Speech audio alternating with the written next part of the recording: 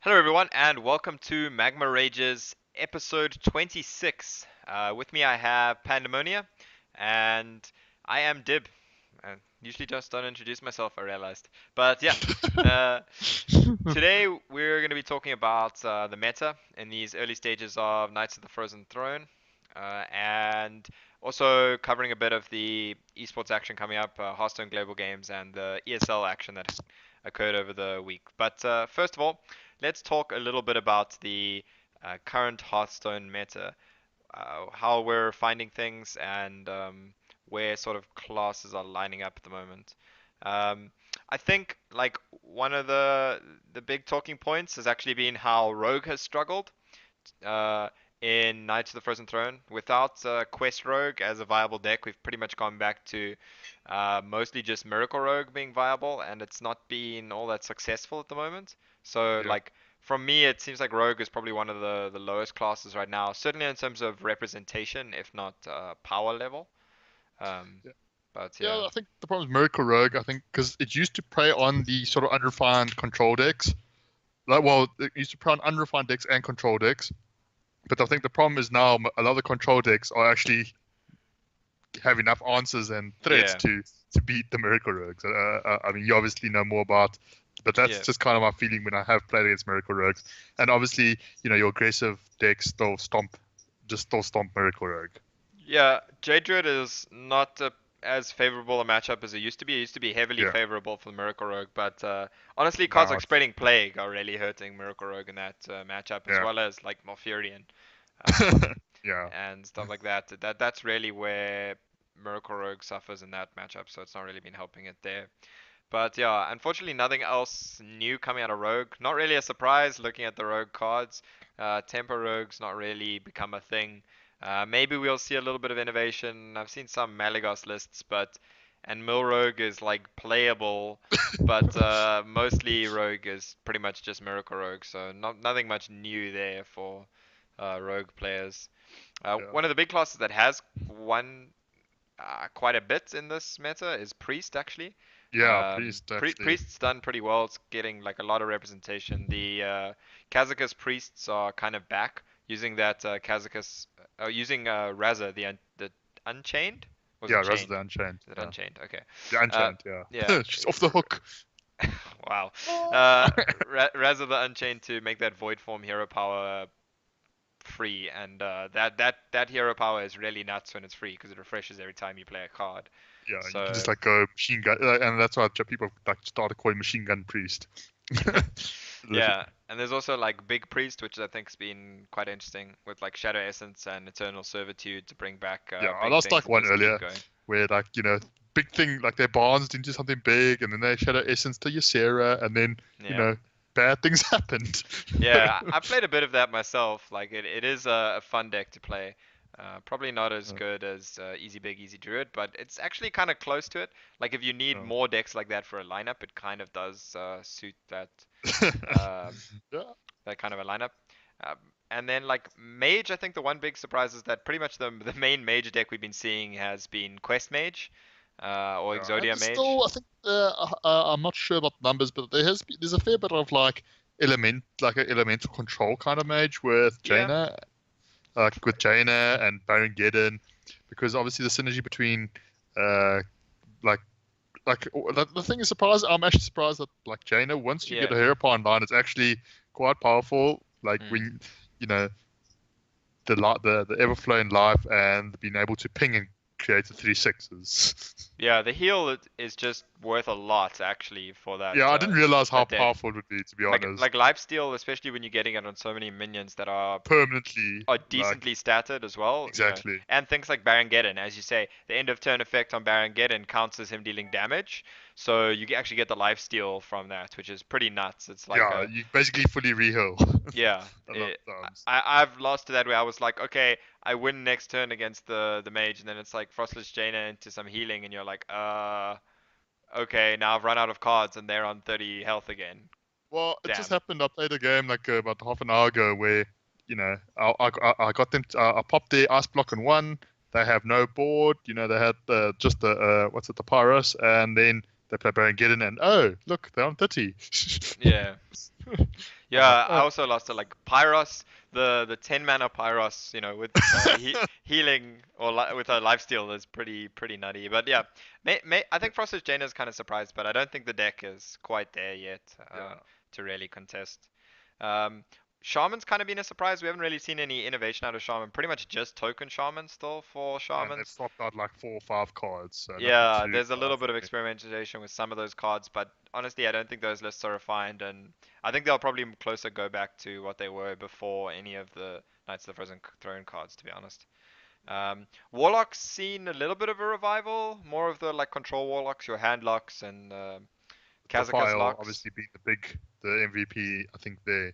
Yeah, Defile has helped a lot against the aggro decks, and one of the main reasons that the control warlocks kind of prey on the aggro decks. And then you Yeah, also have cards like Blood Reaver Gul'dan, which does a yeah, really good which job at getting a lot of value, like with the new life, Siphon Life hero power, as well as obviously summoning a bunch of demons when he comes into and play. you running and the Despicable Dreadlord I think has also been quite Mm. good at also helping to stabilize against aggro. Yeah, That one-sided whirlwind basically. yeah, Warlock's just become the control deck with a ton of AoE. So it's kind of Yeah. a control deck that specializes at beating aggro and can be a little bit tricky sometimes in some of the other matchups. That's really where you need like your handlock approach of going like big Twilight Drakes and Mountain Giants to really Yeah. do well against the aggro decks. You Zoo need that. surprisingly I mean the like other control decks, sorry. Zoo unsurprisingly I don't think we've seen much there. People tried in the beginning, but it's still not good. Yeah, it's still just weaker than the other decks that are similar to it. Token Yeah. Shaman, aggro Druid. Um, Warrior's pretty much mostly just been Pirate Warrior. Taunt Warrior is pretty terrible right now. We're in a meta where I'd say Jade most of Druids, the meta just crushes Taunt Warrior. No, but like a especially the lot of Jade these Druids. slower controlling decks Yeah. counter Taunt Warrior, and the decks that are being used to counter them, stuff like the Paladin that we'll get to now, are really what is like counter Taunt Warrior. So Taunt Warrior is in a really horrible place right now. There's been The some Pirate interesting Warrior, lists with but like Pirate Warrior. yeah, Uh, there's been some other interesting warriors like the Tempo Warriors. I've even seen some Cthulhu Warriors coming back, as well as oh, yes, the I Dead saw a Man's guy. Hand Warriors, but really Yeah. marginal. Mostly just Pirate Warrior. If you see a warrior on ladder, mulligan for Pirate Warriors. Yeah, you hear Yeah, more times than not. Yes. yeah. And then Hunter hasn't really seen much. Usually mid-range Hunter is pretty good at preying on the control decks, but it's not really succeeding particularly well in this meta. I What's played it that? a bit. Like, I'll be very honest. Like, it's not that bad, but it's not that great either. Much like Mid-Range Hunter's been for a long time. Yeah. I will tell you though that Deathstalker XR building a beast is really fun. Like, if there's anything, it really is fun, and being able to like against surprisingly against some of the control decks is actually pretty good against. Like even the priests and the Jade Druids are actually quite good because when you build you build like a 4/8 taunt. Or you build, the customizing of the stats is Mm. really handy when you build a really big thing that can't be targeted by spells. Yeah, yeah. So I Shout think out to there's more Bear Shark. potential in exactly. I honestly think there's more potential in Hunter, like because Yeah. it can beat things like Jade Druid and the priests that we see now. Yeah, but speaking of beating J Druid, Paladin is pretty much seen its role entirely be to beat Druids uh, Yeah, in this meta, and that's kind of why it actually sees quite a bit of representation. I'd say most of it is just the Murloc Paladin, in particular, just being good against J Druid and a lot of the other very popular Druids. Um, yeah, I mean that's really I think all there is about Paladin right now. well, I mean, Righteous Protectors really, I think what's Righteous Yeah, Defender? Righteous Protector. Basically, the card that is made I mean, it was a strong deck before the rotate. I mean, before Frozen Throne, Mm. it made the deck stronger because now it also helps your slightly weaker matchups which were the Foster, Token Druid, and Pirate Warrior. It really just helps those matchups. Yeah, yeah, it does definitely. That card definitely has helped the mid-range and Murloc Paladins. Scalemancer has also been great for some of the greedier mid-range lists, but Yeah, I'm a yeah, bit surprised by that card, but yeah. I mean, it's good when you can buff it up, and Bone Mare and Spike Ridge uh, Steed are seen in quite a few of the lists. So, but ultimately, our main talking point for today and the class that's been the major winner by a far stretch is Druid. I mean, it's mostly J Druid, but honestly, there's quite a lot of Druid that's been Token Taunt viable. Druid. Yeah, Or like one druid, the aggro druid. yeah, aggro druids, mid-range token druids, Excuse me. even a little bit of Barnabas druid has been coming back with the quest druid, And but I just want to quickly do a that's probably shout out just yeah. at my boy Crypt Lord. I told you so. Yeah, I think I mean, Cryptlord's I pretty get good. I get to tell. I think I get to say I told you so because you and Zaymark were both like, no, it will never be stronger than Tarkeeper. You'll just play Tarkeeper instead, and I'm like, no, watch Crypt Lord. Yeah, Cryptlord has worked out pretty well, but it's largely working out thanks to like the buffs that the token Yeah, that that's what we said. the taunt. No, but like Strongtail Scavenger is the thing that's making Cryptlord really good, I think. Yeah. And Crypt Lord also like living mana behind it is obviously quite insane. Well, and spreading plague as Yeah, well. pretty. Yeah, Yeah. that's a card I was a bit surprised by. Yeah, yeah, same. But Druid has been the major winner, and that's definitely been upsetting a lot of people. There's been massive public outcry, and if we look at the Data Reaper Live, you can kind of see why. Uh, at like ranks 5 and up, Druid's representation is just completely insane. At like ranks, 1 and 2, we're looking at 44, 45% of the decks that are being played are Druid, which is just very unhealthy and very like worrying. You don't want to basically be queuing into Druid every game, which is why we're calling this Druidstone, or Yeah, some I mean, people are calling this Druidstone. I mean, I was playing a bit of Druid to finish a quest, and like the thing is, obviously, people are now running things like skulking. These Skulking skulking Geist. ghasts are actually becoming, a solid card to include now. But the sad, I don't know, the thing about it is like even adding a card like Skulking Dust doesn't like against Mm. Jade Druid. It helps a lot, granted, but it doesn't even actually guarantee you the win because the Jades can still get pretty sizable. Yeah, and it only helps if you can actually take the game to fatigue and be in Exactly. a advantageous position going into fatigue, which not many Outguard decks them. can, regardless of Yeah. Skulking Geists, because just of the like card advantage and a bunch of other things that we'll get to about Druid. Yeah. So yeah, I mean, I think we've seen it peak on the Data Reaper Live. I think the highest I saw it from somebody screenshotting it was around 50% at like Legend for Data Reaper Live, which is for Druid, that is, which is just insane. That's like way too high. I think a little bit of that is due to people's perception of Druid, being that they have to play Druid. But I mean, when you see so many strong players, especially at like top Legend, having showing their stats from their own stat trackers being at over 50%, Druids that they're facing in like top 100 Legend and whatnot. So that Yeah. also kind of indicates that there might be a bit of a problem there. And also, if it's also a case of people are just playing Druid instead of trying to counter it, like the fact that people are trying to think, okay, what actually counters it hard, Yeah. and it's quite tough. Yeah, yeah. It is pretty tough. And one of the big questions is kind of what is really the culprit for like why is Druid so strong? We're not really pointing to a single card. It's not like Quest Rogue where we can go, oh, it's because the quest is OP. Like there's quite a few archetypes of Druid that are really strong right now. It's not just Jade Druid, and it's not a single card that's really making Jade Druid so It's strong. the Like combination of cards that is yeah, now basically. yeah, like Malfurion is good, Ultimate Infestation is good, Spreading Plague is good, but if would nerfing one of these cards really change anything? And I mean, the answer is probably no. Well, if Uh, you nerf the ultimate infestation, maybe, but I would say that probably because I that is think currently you'd what. honestly have to rework the card totally because it wouldn't make sense to. Yeah, like 554, or like it'd be very weird Yeah, if you changed or like or one if of you the numbers. if you just changed it to 444, it'd probably still be okay. Yeah, that's true. Maybe. Yeah. Anyway, we'll get to that in a sec. The one video that's been pretty popular and doing the rounds and people have been talking about is Reynad's video about Druid. So he was saying the culprit is Innovate, and that he wants Blizzard to rotate Innovate into the Hall of Fame. Like right now, he's saying, not waiting until the next Hall of Fame rotation. So for those that don't know, this means rotating the card out of standard and it would only be available in wild, like Blizzard have previously done with cards like Conceal and Power Overwhelming and Ice Lance. So the precedent is there, but Druid Innovate is a card that for a long time I've kind of said if they did rotate it, Druid would really struggle because the whole of Druid is kind of balanced around Innovate. But Yeah. now the question is, has the tipping point been reached where Druid would still be good with or playable without Innovate?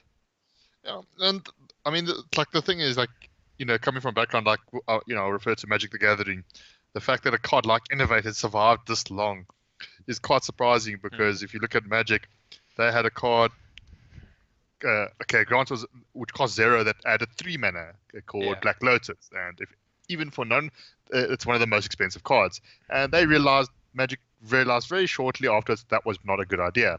Hmm. And then they also released a similar card in one of their specific colors, which you paid 1 to add 3, Dark Ritual. Yeah. And that also was very strong at the time, very powerful, and they'd have never printed it since in a normal, a standard set. Yeah. So the fact that now this card has kind of been going on, like Innovate has been around, what, for 4 years now, since the game has basically been out. Hmm. It's like you say, the problem is the game's kind of be bounced around it. So now, if you look back at a lot of cards, like I mean, even if we think about Force of Nature Savage Raw would be significantly would I think the original Force of Nature would actually almost be fine if you didn't have Innovate, right? Because Yeah. part of what made the combo so disgusting was the fact that you could go like Innovate, double Yeah. Savage Raw kind of shenanigans. And you also have to ask the same about a card like Druid of Law, Ancient of Law. Exactly, yeah. If that was 7 mana 5/5 that drew you 2 cards, but you couldn't innovate it out, then maybe it wouldn't be as bad. But I mean, rotating innovate definitely is an option. I think that Druid would still be playable right now if you did rotate innovate. I'm not sure it's necessarily the response I would like to see, but it's very difficult. I mean, we were saying that balancing the class at this point, there's no real one card or one card that you can really point to. It's not even just one archetype that's pretty strong right now. So that kind of makes it very difficult to say where you can how Could you could maybe balance it. rework Innovate. Like I was thinking, what happens if you make it like because you think about what makes Innovate a problem, right? It's the fact that okay, so in aggro druid, the problem is turn one Flappy Bird, right? That seems to kind of be the consensus. Yeah, In let's say your Jade Druid or your slow druids, it's potentially innovating out a really large threat early on. yeah, So what happens? What happens if you were to implement a sort of mechanic of you keep innovate as is, but you add the wording of can only be used once you already have 2 mana crystals or 3 mana crystals, some sort of limitation, right? So like, would that still make it decent? Would that be workable? The fact that now all of a sudden you can still have this acceleration, just not. maybe. Do you, You do you could know what I'm saying? you couldn't have it like turn Turn one, one or turn two. two, which is obviously when It matters the having the most. extra mana crystals is the most valuable because you're further ahead of your opponent as a Yeah, and, percentage and of also mana percentage crystals. yards, yes. Yes. Yeah, Whereas, like, maybe. I mean, like that's kind of what I was thinking in terms of completely like moving it to wild is obviously get rid of it completely, or if you just because I would I like to mean, see Blizzard. the nice thing is they have given themselves a good option now with the idea of rotating cards to Hall of Fame, that they Yeah, don't have to nerf it into Oblivion, and people can still play it in some decks in like Wild where it's a little bit more, let's say, overpowered a format theoretically. yeah. Um, whereas before they would have had to nerf the card as there was nothing else they could really do with it, like Force The of thing Nature though, Savage is Raw in the beginning, what or I want to see in a couple more though decks. from Blizzard is like the fact that they've got this power of nerfing and buffing.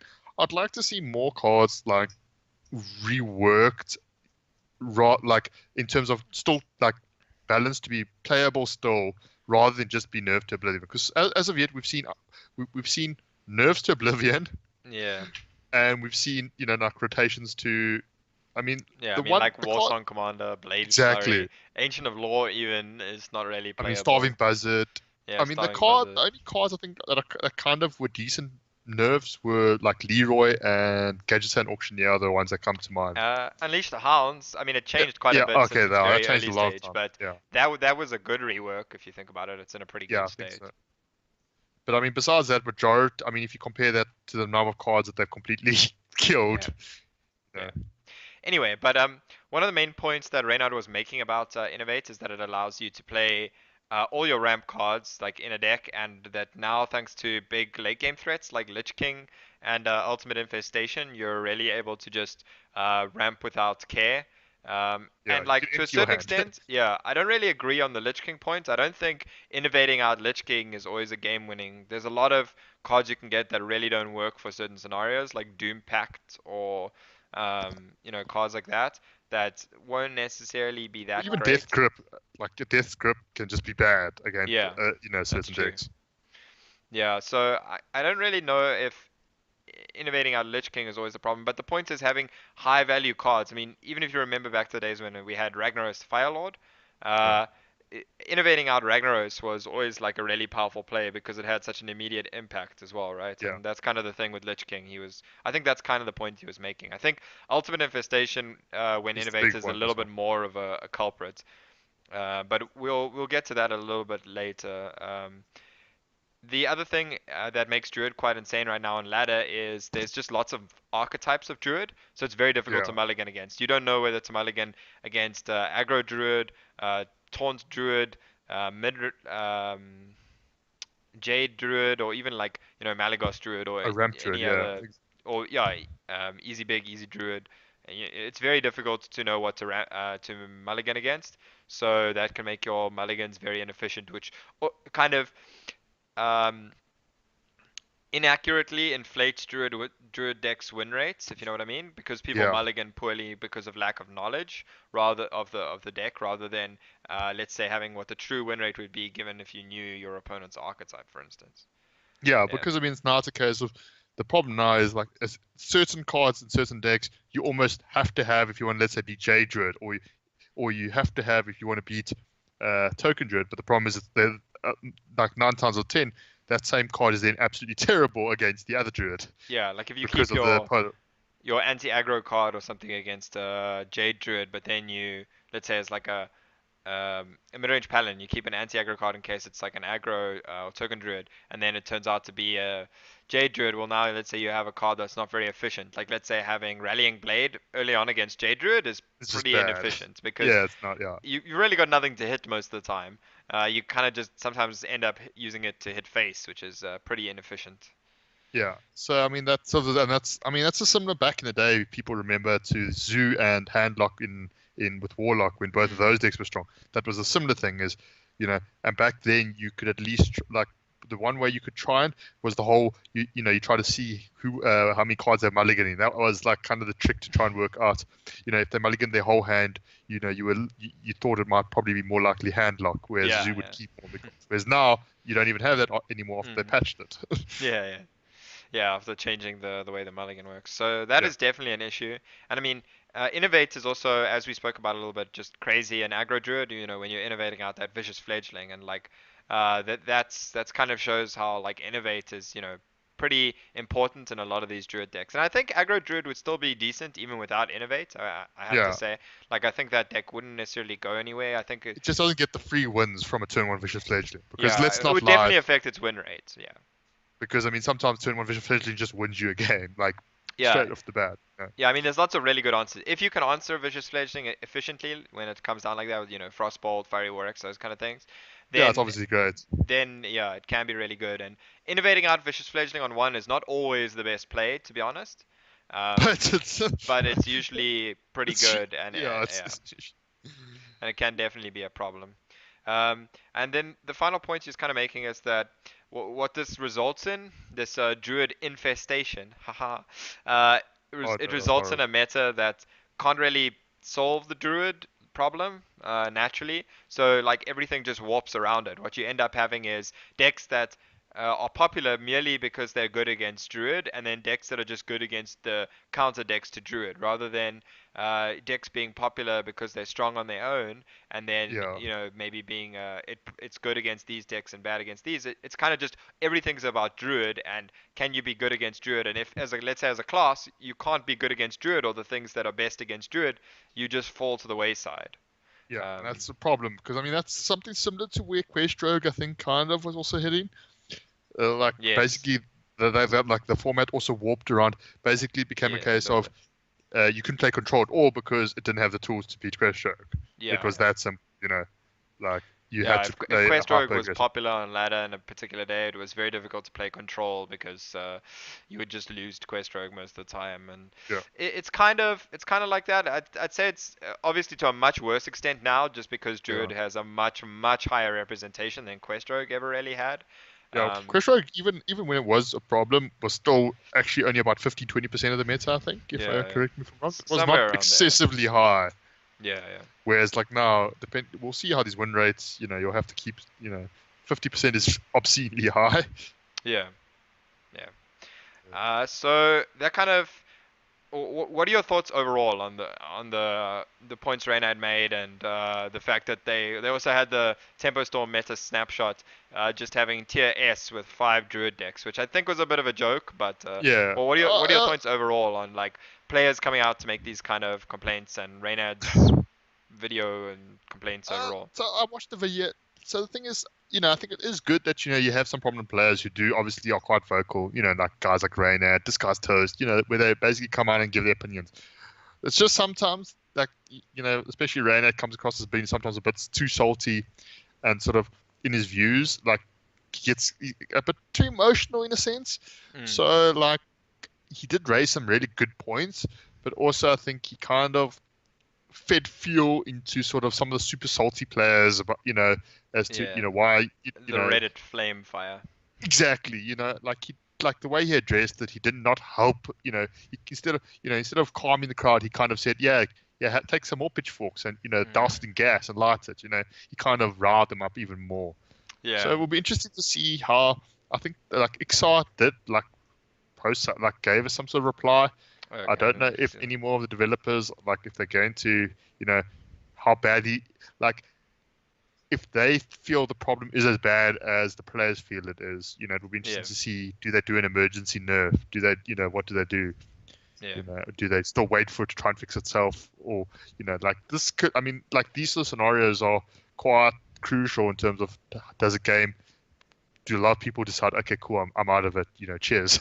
Or, do they stick around? Does the game still grow? yeah. I mean, the these, last time we really got a meta that was close to this was probably, in the good old Tunnel Trog and Totem Golem no, days. before Was that, what was even worse than that was I don't know if you were playing the Undertaker. Yeah, no, no, no. I'm saying the Under, last time this was kind of oh, the the thing last when time, when yeah, a single class was yeah, warping the meta, so to speak, and the main thing was Shaman when we had the mid-range and aggro Shamans being super popular. yeah, Yeah, yeah. I and mean, basically, yeah, Undertaker Hunter was just broken also as stupid, hell. yeah, Uh, but I'm saying the last time we really had yeah. a meta like In this. recent times, yeah, Yeah. Shaman, basically where as you kind of realize the problem is when everyone brings Shaman to a big event and you have one of two strategies: ban the Shaman or try and soft counter the Shaman. Like that, Yeah. those are your two strategies. That's when you have a problem. And I think we haven't had too many big tournaments since Frozen Throne, but I can imagine that would be a very similar situation with Druid now. That Druid is Yeah. going to be more often than not your number one ban. Yeah, we've seen that a bit in ESL Africa, which has obviously been happening every weekend for the last few weeks since Frozen Throne launched. We had the first play days directly after Frozen Throne's launch on the Friday. That must be quite fun, at So least. yeah, so Oh, we've yeah, I been watched seeing some of quite a that. bit of That was some innovation. silly shenanigans there. Yeah, there was definitely quite a bit of silly shenanigans, but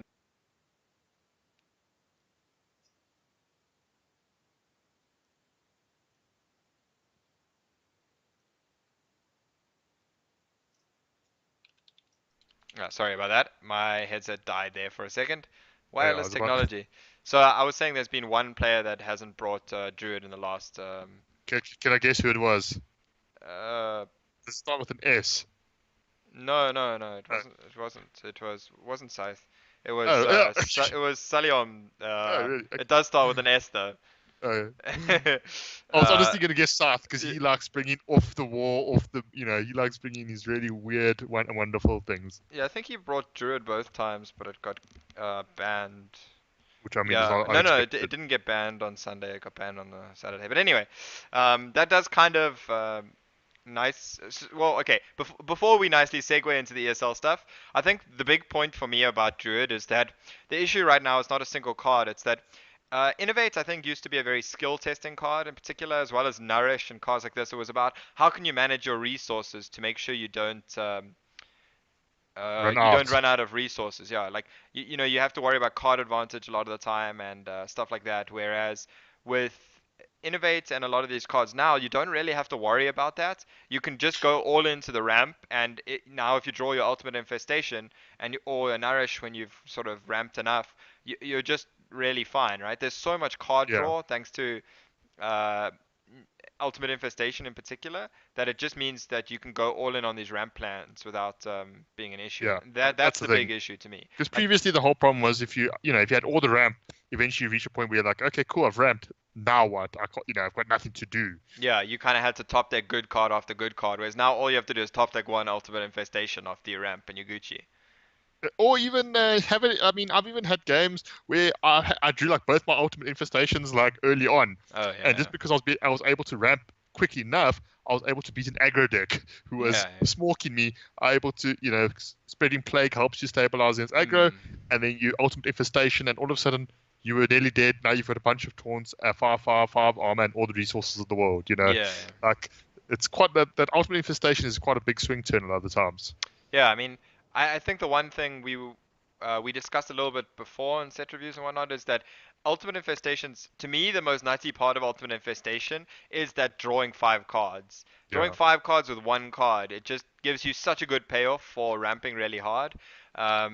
Like even the other effects, like I think kind of pale in comparison. They seem a little bit fair, whereas the drawing five cards from Ultimate Infestation is this just is the crazy. natty part. Yeah, Yeah. it's like, oh, you've been in a grindy close game, trying to grind, two for ones or trying to slowly grind. Oh, well, this just resets everything.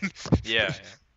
Yeah, you just can't out resource Druid no now. I mean, like Yeah, especially J Druid. I mean, it used to be one of the ways you could say you could win against J Druid is if they kind of ran out of resources. They couldn't use like their first nourish uh, for ramp without having another kind of card draw in their hand now. But now you can much more freely do that. You can much more freely you can innovate even just out a double Druid nourish, right? You infestation can double using nourish to ramp, for example. yeah, yeah. I've had games now where you just double nourish to ramp. Okay, cool, ultimate infestation, and you're sorted. Yeah, yeah. Yeah, so I think to me that's the big issue with Druid. I'm not entirely sure how they fix that. I think Ultimate Infestation alone would help, but honestly, cards like Morfuria and the Pestilence also offer quite a Very lot of card powerful, yeah. advantage.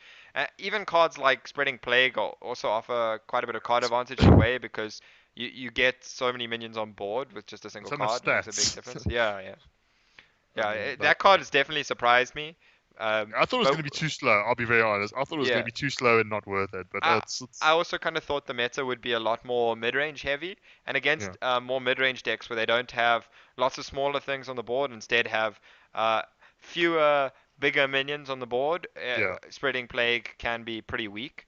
If you can uh, kill the scarabs with one minion and it survives, Spreading Plague is really weak. But that's not really been the scenario. It's actually a lot harder to get like let's say a board full of multiple 5 attack minions or something like that you can actually get yeah, through those scarabs with.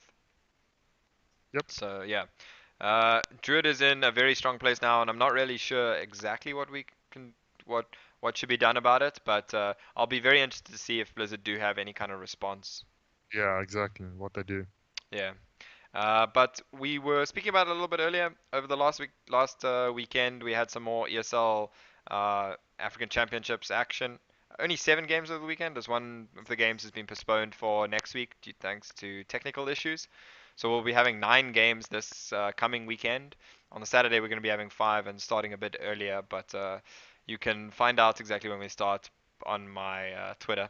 Uh, but yeah, we've seen a lot of interesting action, a lot of quest mage and a lot of druid, a lot of people trying to counter druid, I think in particular, because of the format of ESL Yeah, Africa, you can kind of tailor your each day's lineup to a certain opponent. So if you think they have a particular predilection towards certain decks, you can try and counter those decks or target those decks, as we've seen players like Scythe that you mentioned earlier doing, as well as players like Menlin and quite a few.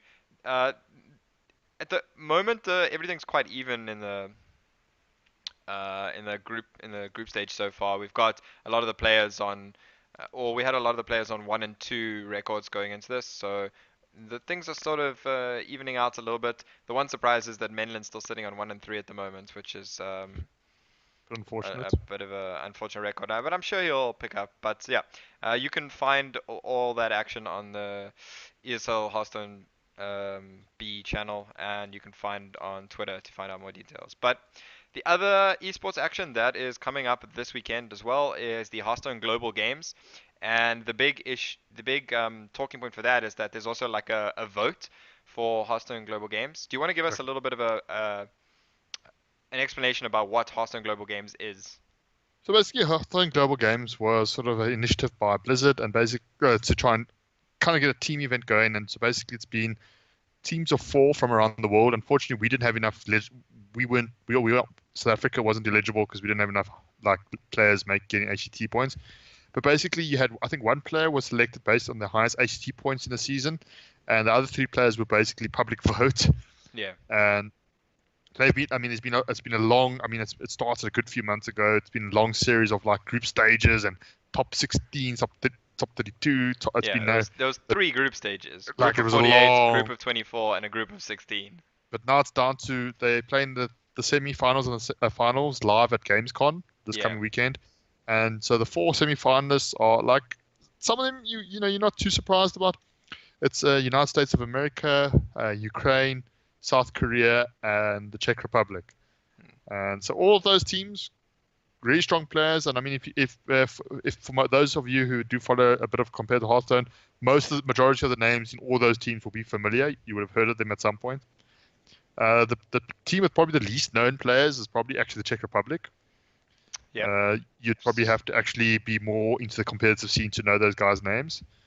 But like a lot of those, the other teams they've guys have played at BlizzCon or they've been at the HCT championships or so they've been around. So basically, the big question why people obviously are very interested is because Blizzard are giving away free packs. Once again, basically based on how far your team goes, the Yeah. team you choose. Yeah, so much like a lot of the other events we've had before, the Spring Championships and the other championship events, voting for a team in this case or a country will get you some packs depending on how they do. So the big question people are asking if they maybe don't follow that much competitive Hearthstone but just want to know so they can know where to get the best packs is who to vote for. Yeah, And the two outstanding teams I would say are the USA and Ukraine. Ukraine has just a ridiculous team. yeah. Some just big top players. I mean, players that even casual players will be familiar with, like Kalento and Nyria, who just been to back-to-back uh, seasonal championships. And then Dr. Hippie also performed really well last year at I think he was a seasonal finalist. championships He and was a BlizzCon. he was a finalist at BlizzCon, I believe. I think Uh, he lost in yeah, the final to Pavel, I think. yeah, And I think then so. And the scary part is when probably the least known person in the Ukraine team is Nick Chipper, and he's still an exceptionally top player. He's one mm, of the best hunt players in the world. I think he regularly makes top 100s. yeah, no, I mean, He's those in the competitive scene will definitely know Nick Chipper. He's a very, very strong player. So I think Ukraine is one of the big standouts for a yeah. vote. Ukraine I was the I went for. yeah, I haven't voted yet. Let me hopefully not forget this time Yeah, again. Dad. Not, I think it's Friday the 20. It's the 23rd. That's the votes Well, the end. tournament starts So this which is week. Wednesday. Yeah, Yeah, it's so you Wednesday need to make that sure the you get your votes votes end in. already. So the US is Hot That was Meowth, some. kind of Yeah. the also one of the players people not know knowledgeable of the competitive scene might not necessarily know. Well, he made BlizzCon, so Yeah, that's true. Um, but he's probably the least known name in the lineup. yeah, that's Uh, actually true. I mean, then you have Firebat, previous world championship from 2015. Yeah, And then you have Dog, who's like a really prominent streamer, um, and just a really good player. Like he handles a lot of the big weird board. decks very, very well, because he plays a lot of them on stream. But he used to be a top competitive player, but focusing more on his streaming these days. And then Amnesiac, which is I think probably the most highly rated player from by his compatriots in terms of his teammates at least. Multiple times I've seen them say that they have amnesiac, so they're fine in terms of their Yeah. team. He's the one. He's him and Hot Meowth are the two that are really focused on competitive Hearthstone at the Yeah. moment.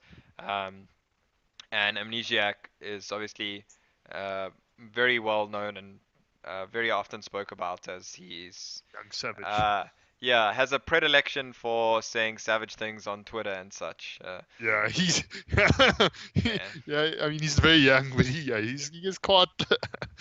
Yeah, he's kind of Yeah, the American prodigy when it comes to yeah, Hearthstone. So those would sort of be my two standouts to vote for.